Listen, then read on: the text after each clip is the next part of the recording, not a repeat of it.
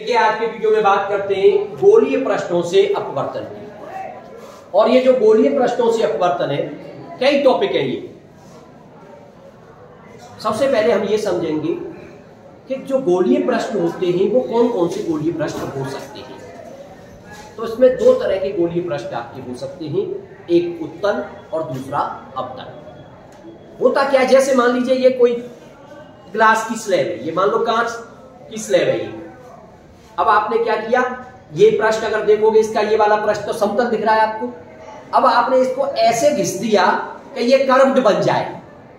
और कर्व्ड में भी दो तरह का कर्व, एक तो ऐसे करके यानी बीच में से उठा हुआ किनारों की तरफ दबा हुआ तो वो हो जाएगा उत्तल, और एक ऐसे करके बीच में दबा हुआ और किनारों पर उठा हुआ वो हो जाएगा अवतल। तो इस तरह से जो पृष्ठ होते हैं गोलीय पृष्ठ, वो दो तरह के गोलीय पृष्ठ होते हैं। एक गोलीय पृष्ठ आप ऐसे समझ सकते हो, इस प्रकार से। ये वैसे ग्लास की स्लैब थी, लेकिन आपने उसकी एक सरफेस को घिस दिया साइडों से, तो उसको आपने कैसा बना दिया, उत्तल बना दिया। और दूसरा मान लीजिए आपने उसको इस तरीके से घिस दिया, तो ये जो पृष्ठ बन गई आपकी, ये अब एक पृष्ठ अवतल बन गई। बाकी आगे की तरफ वैसे ही है जैसे है। तो ये वाली पृष्ठ और ये वाली पृष्ठ, दोनों पृष्ठों को आप कहोगे गोलीय पृष्ठ। और अगर प्रकाश इस पर आपतित होता है तो प्रकाश यहां एयर है और इधर ये कांच है, तो हवा से कांच में जाएगा, उसका अपवर्तन होगा। तो उस प्रकार के अपवर्तन को आप कहोगे गोलीय पृष्ठों से अपवर्तन। लेकिन इस अपवर्तन को समझने से पहले हमें इसके बारे में छोटे मोटे जो पॉइंट होते हैं उनको समझ लेना चाहिए। तो सबसे पहला पॉइंट ध्रुव, पोल, जैसा कि आपने दर्पण में पढ़ा था। तो ये जो पृष्ठ है, इस पृष्ठ का जो मध्य बिंदु होता है, उस मध्य बिंदु को आप कहते हो उसका पोल, एंड डिनोटेड बाय P। अब ये कर्व्ड बना है, इसका मतलब डेफिनेटली ये किसी न किसी गोले का भाग होगा। अगर इसको मैं डॉट डॉट करके गोला टाइप का बनाऊं तो उसका कोई ना कोई एक सेंटर आएगा, तो वो हो जाएगा उसका वक्रता केंद्र। मान लीजिए वो यहां पर आ रहा है वक्रता केंद्र C, और इनको मिलाते हुए अगर लाइन खींच दूं तो वो हो जाएगा उसका मुख्य अक्ष। तो ये वाली लाइन हो जाएगी उसकी मुख्य अक्ष।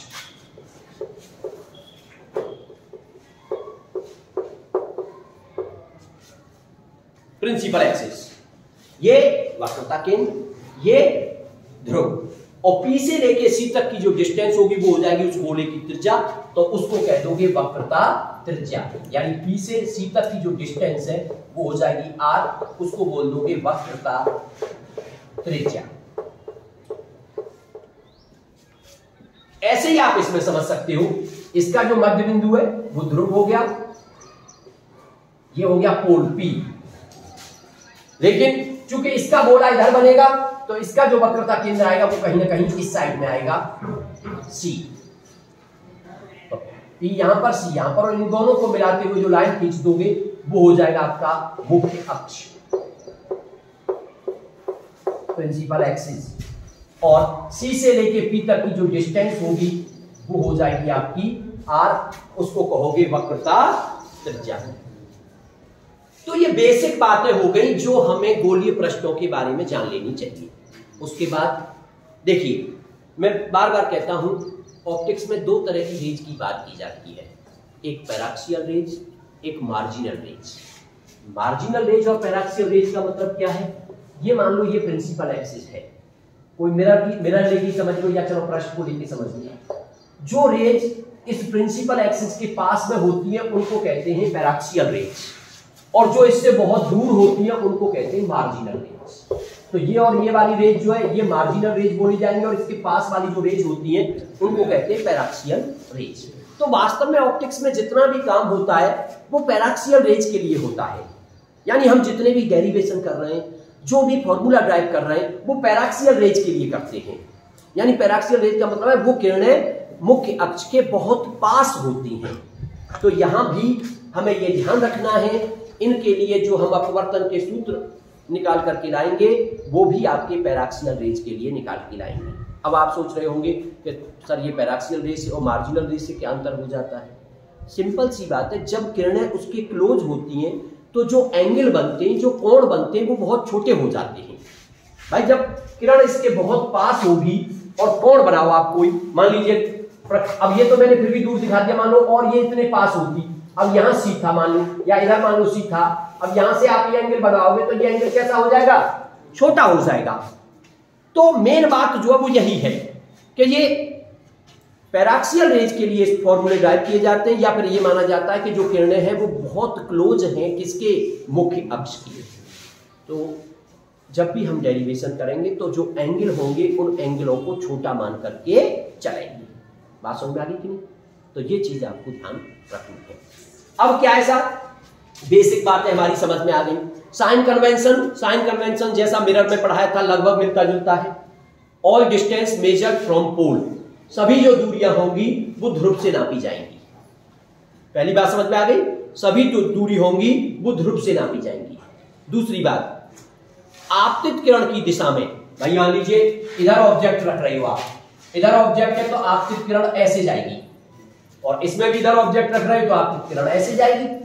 इसका मतलब जो दूरी आपतित किरण की दिशा में नापी जाएंगी वो पॉजिटिव होंगी, और जो उसके विपरीत दिशा में नापी जाएंगी वो नेगेटिव होंगी।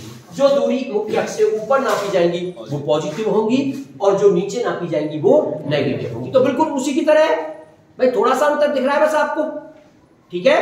तो आपतित किरण की दिशा में, अच्छा जैसे मैं यही पूछने लग जाऊंगा तुमसे कि अच्छा बताइए ये कैसा पृष्ठ है हमारा, ये उत्तल पृष्ठ है, और ये कैसा पृष्ठ है, अवतल।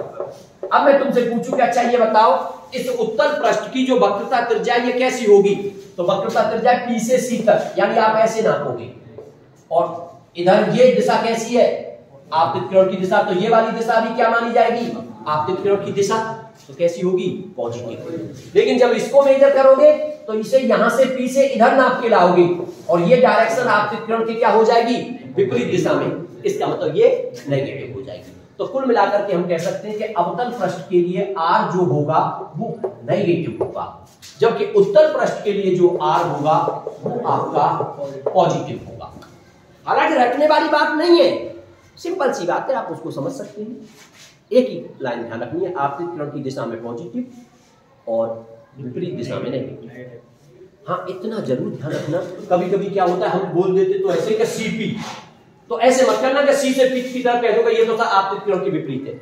हमेशा शुरू भले CP लिख रही हो, लेकिन जब नापने की बात आए तो P से शुरू करो, क्योंकि all distance measured from pole, सभी दूरी जो है पोल से मेजर की जाती है, इसलिए P से शुरुआत करो तब डायरेक्शन देखो। इसमें भी P से शुरुआत करो तब डायरेक्शन देखो कि हमें आपतित किरण की दिशा में है या फिर उसके विपरीत दिशा में है।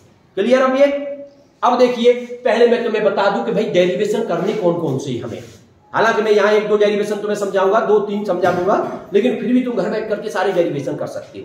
अब डेरिवेशन करने कौन कौन से हैं, तो पहली बात करते हैं हम उत्तल पृष्ठ के लिए करेंगे। अब उत्तल पृष्ठ में भी कौन से करेंगे, एक बार ऐसा करेंगे जब प्रतिबिंब वास्तविक बने, और एक बार ऐसा करेंगे जब प्रतिबिंब आभासी बने। एक आभासी और वास्तविक के लिए एक ऐसी कंडीशन में करेंगे जब वस्तु हमारी विरल माध्यम में होगी, यहां पर हवा में होगी, और एक डेरिवेशन ऐसा करेंगे जब वस्तु हमारी सघन माध्यम की तरफ होगी। तो कितने डेरिवेशन हो गए, 3 बन गए कि नहीं? अगर मान लो वैसे 3 बन गए, नहीं तो अगर उसमें भी आभासी और वास्तविक हो जाएगा तो 4 हो जाएंगे। ऐसे ही फिर इसके लिए करेंगे, एक बार 4 नहीं आए, मान लो इसके लिए आभासी नहीं आ रहा है, एक ही तरह का आ रहा है, तो एक बार तो करेंगे जब विरल माध्यम में वस्तु होगी, और एक बार करेंगे जब सघन माध्यम में वस्तु होगी। तो इस तरह से 5-6 डेरिवेशन आपके हो जाएंगे। लेकिन मैं आपको केवल ट्रिक समझाऊंगा, आपको स्टेप बताऊंगा, और सबसे मेन बात जो होती है इसमें वो है रे डायग्राम बनाना। अगर आपने फिगर सही बना लिया तो फिर आपका डेरिवेशन कोई गलत नहीं कर सकता, अगर आपने स्टेपों को थोड़ा सा ध्यान दे रखा है तो पहली बात बेटा, आप एक टॉपिक के साथ स्टेपों को बड़ी बारीकी से समझिए। केवल ज्यादा से ज्यादा 4 से 5 स्टेप हैं जो समझने हैं तुम्हें, ठीक है? तो अब हम बात करते हैं गोलीय पृष्ठों से अपवर्तन में, हम बात कर रहे हैं उत्तल पृष्ठ से, और उसमें भी बात कर रहे हैं जब प्रतिबिंब कैसा बन रहा है, आभासी नहीं, पहले वास्तविक के लिए लेते हैं। आभासी के लिए भी मैं बता के चलूंगा कि आभासी होगा तो क्या करना है आपको, वास्तविक के लिए कह रहे हैं, और वस्तु हमारी कहां है, विरल माध्यम में है, ठीक है? तो गोलीय पृष्ठों से अपवर्तन, और वो भी पहले लेके चल रहे हैं उत्तल पृष्ठ से, उत्तल पृष्ठ से अपवर्तन का सूत्र हमें निकाल करके लाना है, जबकि वस्तु विरल माध्यम में है और प्रतिबिंब कैसा है, वास्तविक। जबकि वस्तु विरल माध्यम में है,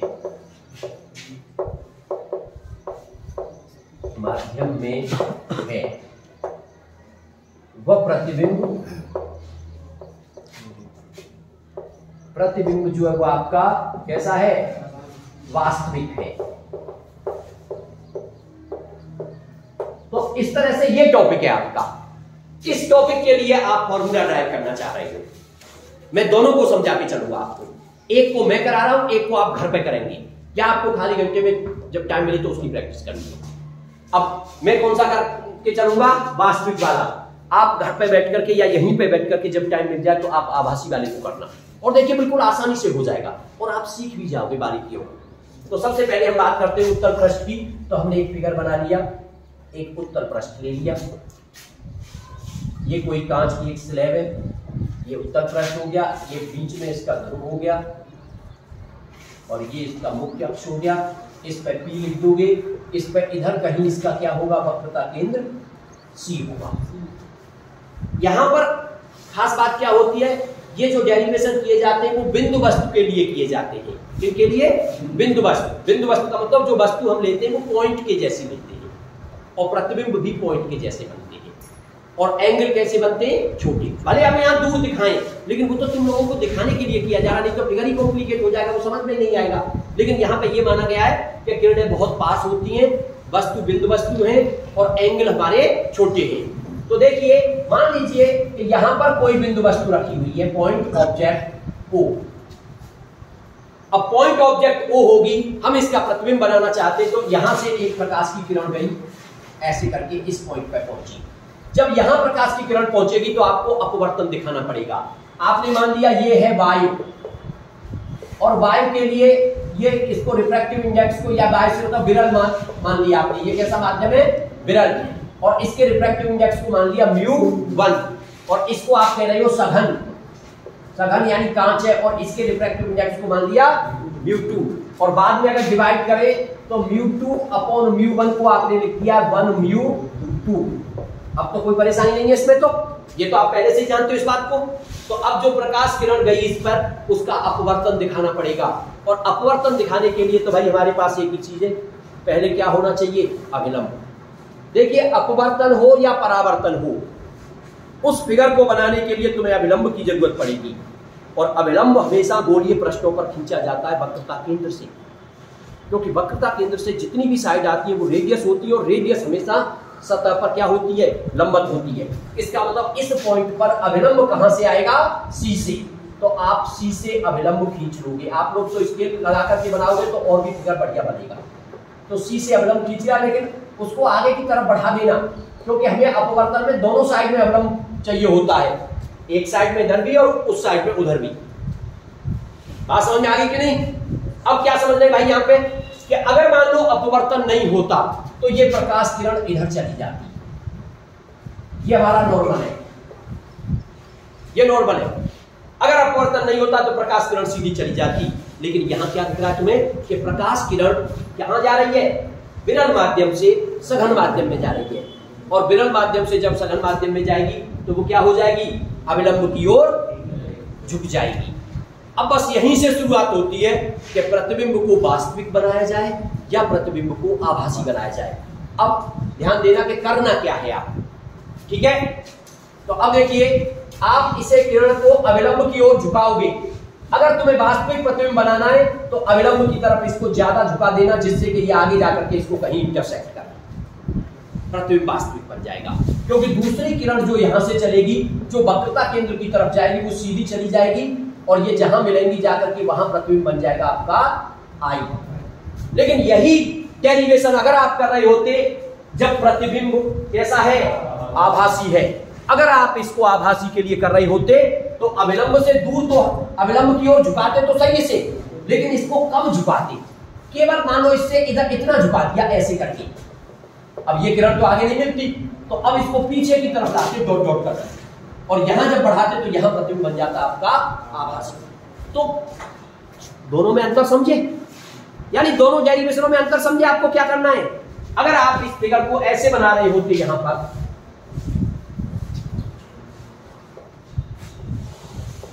ये आपका P, ये आपका वक्रता ABC, ये कोई बिंदु वस्तु को यहां से प्रकाश किरण ऐसे गई, इधर आपने ये अभिलंब खींच दिया, अभिलंब को इधर भी दिखा दो।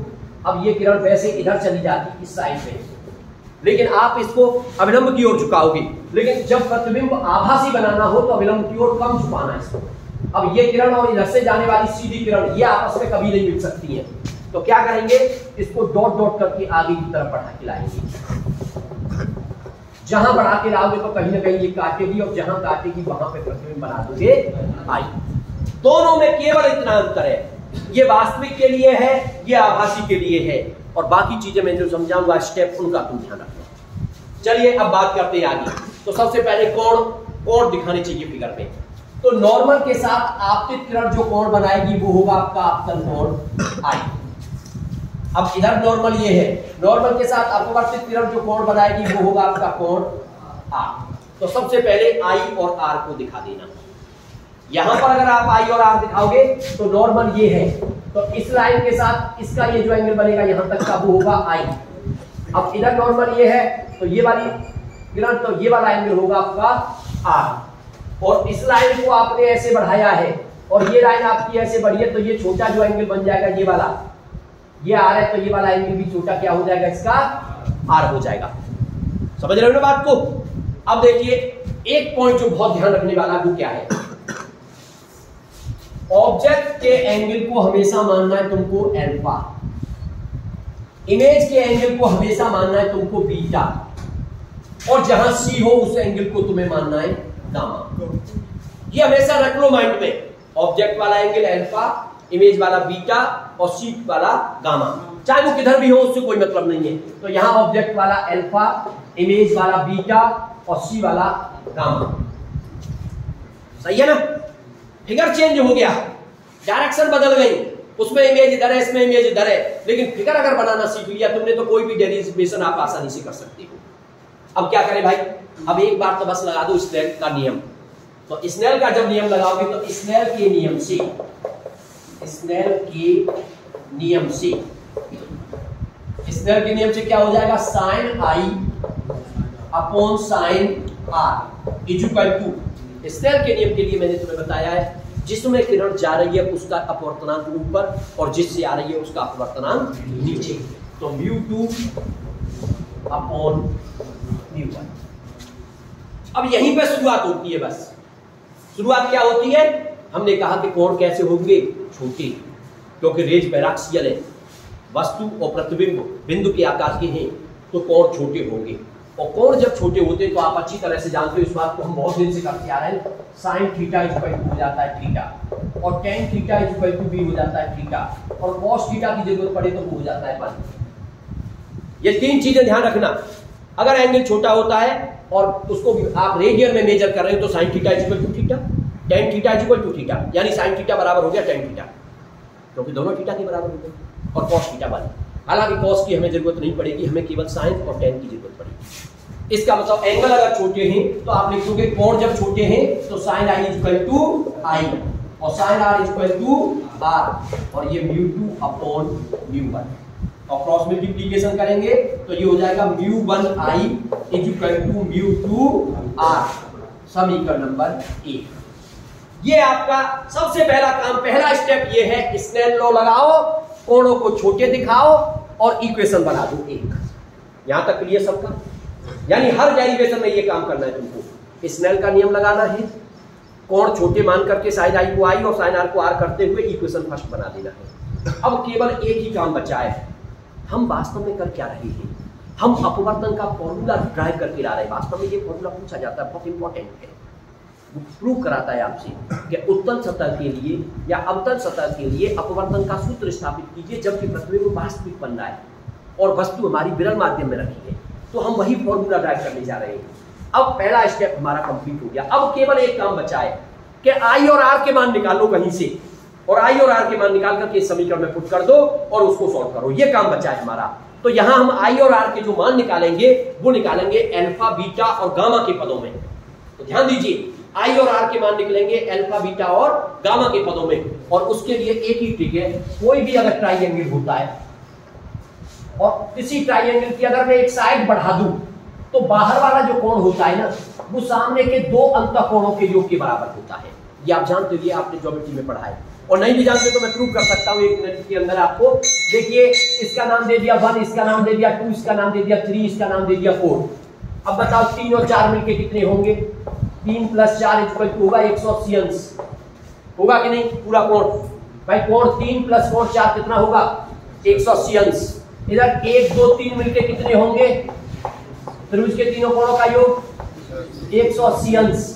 अब 1 2 3 180, 3 और 4 180, तो 3 तो कॉमन हो गया। इसका मतलब 4 की जगह पे क्या आ रहा है? 1 और 2। इसका मतलब बाहर वाला जो कोण है वो सामने के दो अंतःकोणों के योग के बराबर हो गया। सही है ना? अब आगे बढ़ते हैं। अब यही चीज तुम्हें इस फिगर में ढूंढनी है। तो अब आप एक बार फिगर देखेंगे तो देखिए, ध्यान से देखिए जरा। ओ, इसको थोड़ा नाम दे देता हूं मैं कोई, ये तो पी हो गया, चलो यहां पे नाम दे देता हूं मैं कोई, एम नाम दे दिया। चलिए, ये एम नाम दे दिया। अब ट्राइंगल देख रहा हूं मैं, ओ एम सी, त्रिभुज ओ एम सी में। अब त्रिभुज ओ एम सी लोगे तो देखो, ध्यान देना जरा, बारीकी से ध्यान देना है, क्योंकि लाइन क्या है, हमने हाथ से खींची है। हाथ की लाइन थोड़ी टेढ़ी हो जाती है तो समझ में नहीं आ पाता है। आप लोग स्केल से करोगे कोई दिक्कत नहीं आएगी। तो ओ एम सी, तो ये लाइन नॉर्मल की आगे जा रही है, तो बाहर वाला कोण बन रहा है आई। तो बाहर वाला कोण सामने के इन दोनों कोणों के योग के बराबर हो जाएगा, यानी आई = हो जाएगा अल्फा प्लस गामा। और वास्तव में हमें आई और आर के ही मान निकालने हैं। तो आई का मान तो सा आ गया अल्फा और गामा के पदों में, सभी का नंबर मान दिया। अब आगे बढ़ रहे हैं। अब की बार आर का निकालने की कोशिश करो। अब देखो बेटा, इस एम सी आई, त्रिभुज एम सी आई को देखो, त्रिभुज एम सी आई, एम सी आई, ये साइड आगे आ रही है, तो गामा जो बराबर है वो है आर और बीटा की। तो गामा = आर प्लस, लेकिन मुझे आर की वैल्यू चाहिए, तो आर = हो गया गामा माइनस बीटा, समीकरण नंबर 3। तो इस तरह से आप त्रिभुजों को देखकर, और देखो एक चीज और बता दूं मजे की, अगर आपने फिगर बनाते समय इस चीज को ध्यान रखा है, हमेशा त्रिभुज यही होगा OMC, हमेशा MCI, और कोई दूसरा त्रिभुज ही नहीं बनेगा उसमें।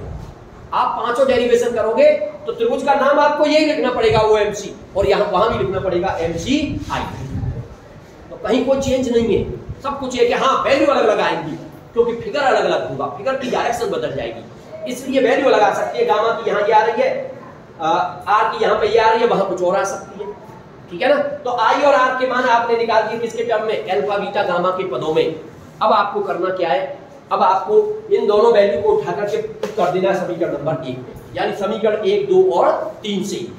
तब ये वैल्यू वहां रख दोगे, तब समीकरण 1 से, तो समीकरण 1 से अब समीकरण 1 में वैल्यू लगाओ μ1, आई की वैल्यू लगाओ अल्फा प्लस गामा = μ2, आर की वैल्यू लगाओ गामा माइनस बीटा, समीकरण नंबर 4। अब आपका ये निकल करके आ गया सा। अब केवल एक ही काम बचा, तीसरा स्टेप। देखिए, पहला स्टेप क्या था? स्नेल लॉ लगाओ, एंगल छोटे बनाते हुए इक्वेशन बना लो।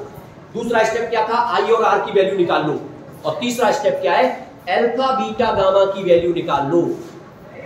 और अल्फा बीटा गामा की जो वैल्यू निकल करके आएगी वो tan के टर्म में निकालनी है आपको, क्योंकि अल्फा = tan अल्फा लिखा जा सकता है, क्योंकि कोण कैसे हैं? छोटे। तो अब आप अल्फा की वैल्यू निकालोगे, बीटा की वैल्यू निकालोगे, गामा की वैल्यू निकालोगे। तो देखिए, अल्फा लिखोगे आप tan अल्फा, बीटा लिखोगे tan बीटा, और गामा लिखोगे tan गामा। अब वैल्यू फिगर से देखेंगे आप। एक काम करना, m से यहां परपेंडिकुलर लाइन खींच लेना, नाम दे देना mn। ठीक है? m से परपेंडिकुलर लाइन खींच देना, तभी तो लगाओगे आप। अब tan अल्फा, अब tan अल्फा बताओ बेटा क्या होगा फिगर से? तो tan अल्फा हो जाएगा mn/on। देखो, mn/on, तो tan अल्फा का मान हो गया mn/on।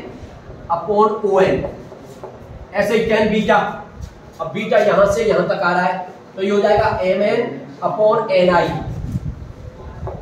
mn upon ni।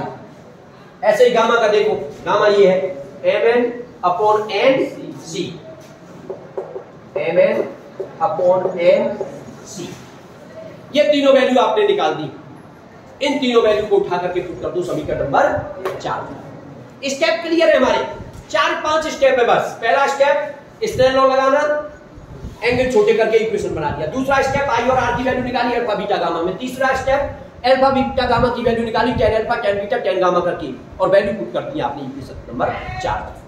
अब ये वैल्यू जब आप पुट करोगे तो यहां से देखो म्यू1 अल्फा की जगह पे mn upon ON plus gamma की जगह पे mn upon nc equal to म्यू2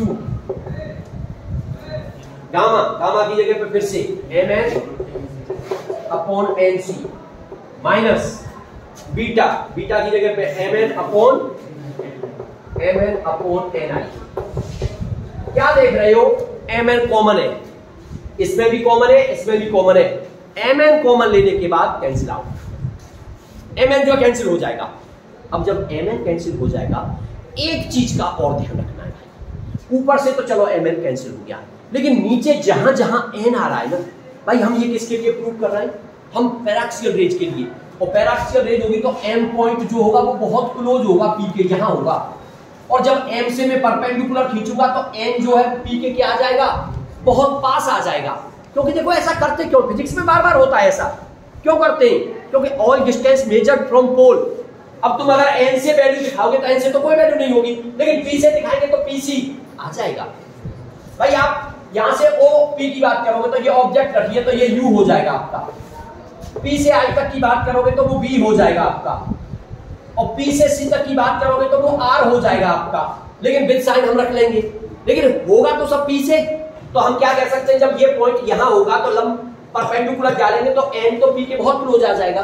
तो केवल इसको काटने के बाद जहां जहां n लिखा हुआ है वहां पर क्या कर देंगे, p कर देंगे, n को रिप्लेस कर देंगे p से। तो पहला स्टेप तो हमने क्या किया, mn को कॉमन लेकर के काट दिया, और दूसरा स्टेप क्या किया है, n को p से रिप्लेस कर दिया।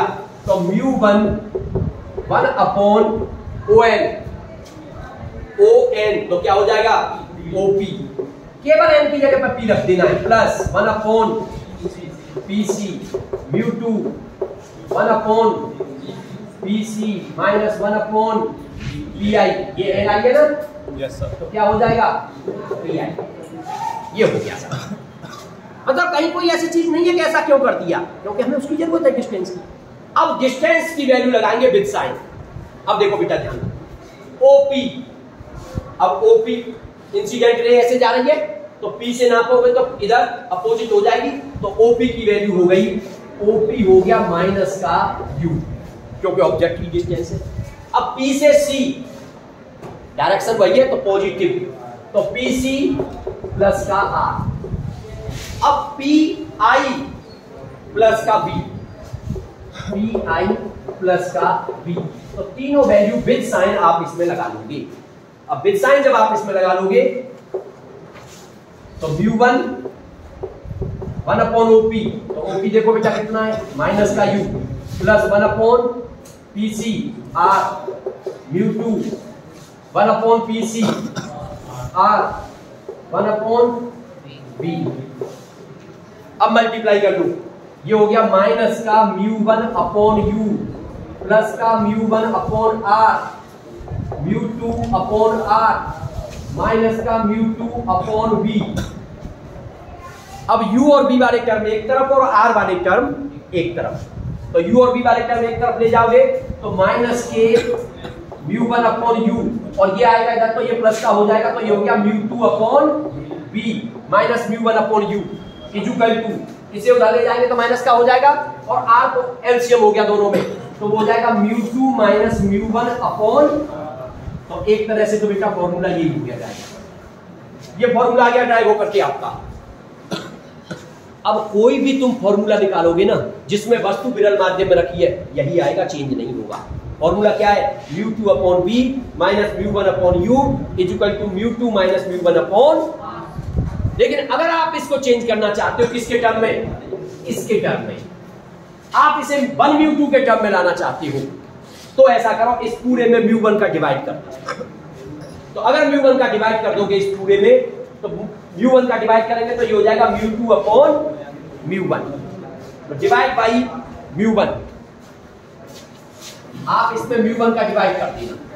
देखिए, तो μ1 का डिवाइड करोगे तो ये हो जाएगा μ2 अपॉन μ1 अपॉन v माइनस μ1 से μ1 कट गया 1 upon u equal to μ2 upon μ1 minus μ1 से μ1 कट गया 1 अपॉन r।